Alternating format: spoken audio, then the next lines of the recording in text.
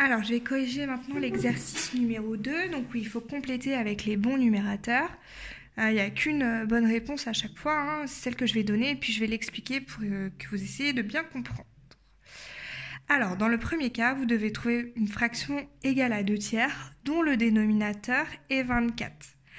On a déjà un dénominateur égal à 3, donc il faudrait qu'on trouve une multiplication. Ici, ça va être une multiplication parce qu'on veut obtenir 24.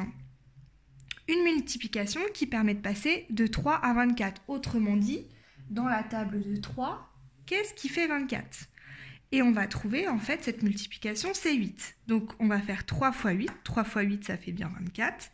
Mais si je fais fois 8 en bas, il faut aussi que je fasse fois 8 en haut.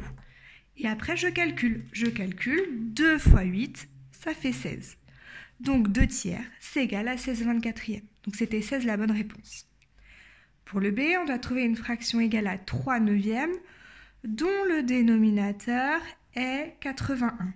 Donc je vais réécrire 3 neuvièmes, et puis je vais chercher comment je passe, par quelle multiplication je passe de 9 à 81. C'est une multiplication ici, ça ne peut pas être une division parce que 81 est plus grand que 9. Alors dans la table de 9, je cherche ce qui fait 81, c'est 9 fois 9, donc je vais multiplier par 9 en bas et aussi en haut. Et puis enfin, je vais calculer 3 fois 9, ça fait 27.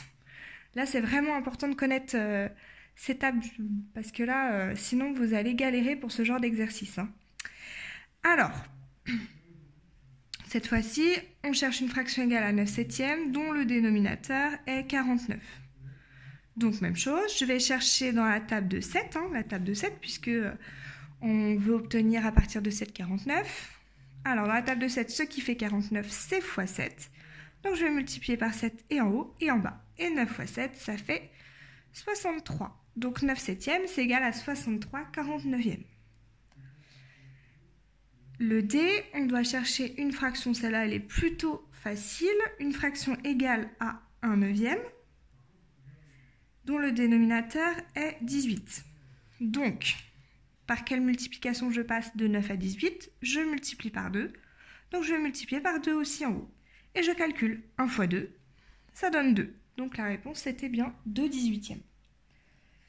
Pour 9 sixièmes, je dois trouver une fraction dont le dénominateur est égal à 24.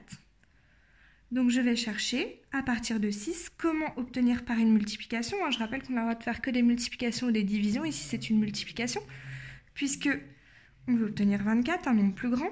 Alors, comment je passe de 6 à 24 ? Je multiplie par 4, et en haut et en bas.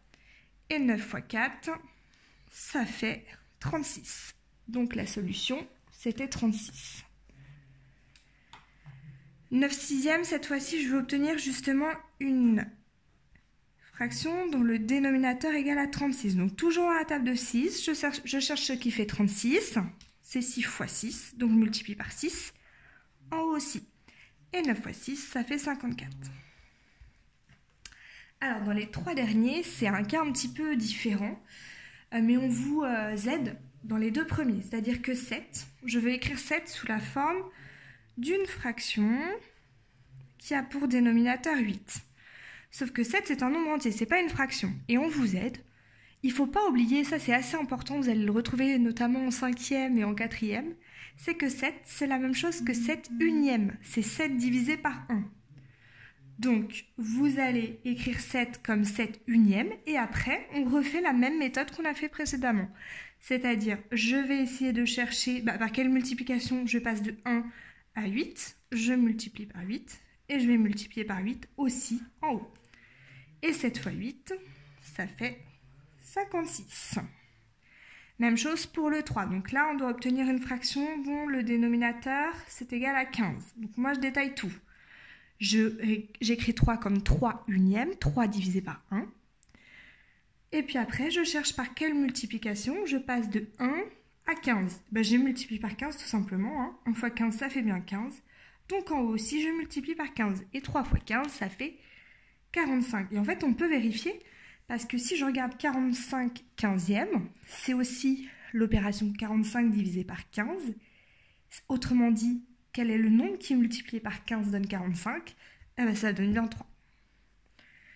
Pour le 6, donc le dernier, le 6, on fait la même méthode. On essaye de chercher, de mettre 6 comme 6 unièmes.